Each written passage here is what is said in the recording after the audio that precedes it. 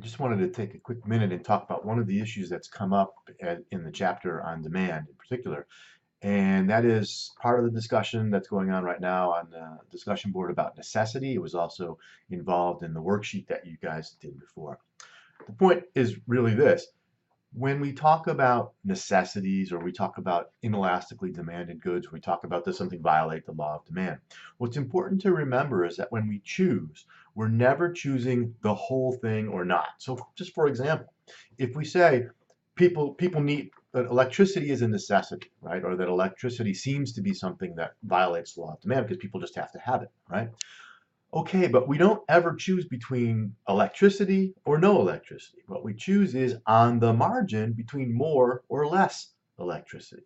So for example, if electric prices doubled, if the price of getting your electricity doubled, would people just not change their behavior at all? Certainly, if it was twice as expensive to have the electricity in your house, your apartment, you'd use less, right? You'd turn the lights off more often. You wouldn't leave your computer on overnight. You make sure the TV was off, right? You might even run your air conditioner, your furnace less. You'll make these adjustments. Same with something like water. We never choose. Remember, we never choose between all water and no water. We choose on the margin. Water might be in total, quote, a necessity, but we never choose water and no water. We choose concrete amounts. If the price of water doubled or tripled from the water company or even in a bottle, people would use less of it. We wouldn't buy bottled water more often, or if it was water coming into our home, perhaps we wouldn't wash the dog as often. We might not take showers as often, or we take faster ones, right? We might not let the water run when we brush our teeth. There's all kinds of adjustments we can make, again, on the margin, right? That are adjustments that we make bit by bit in response to changing prices. So one way to think about this, right, is that the reactions that people have to changes in prices are not an on-off switch. They're like a dimmer, right? It goes up and down slowly. If you have any lights in your house and a dimmer, right, you know what I'm talking about. And that's how we respond to changes in prices. It's not when the price goes up, suddenly we stop buying it, or if the price goes down, we buy everything we possibly can.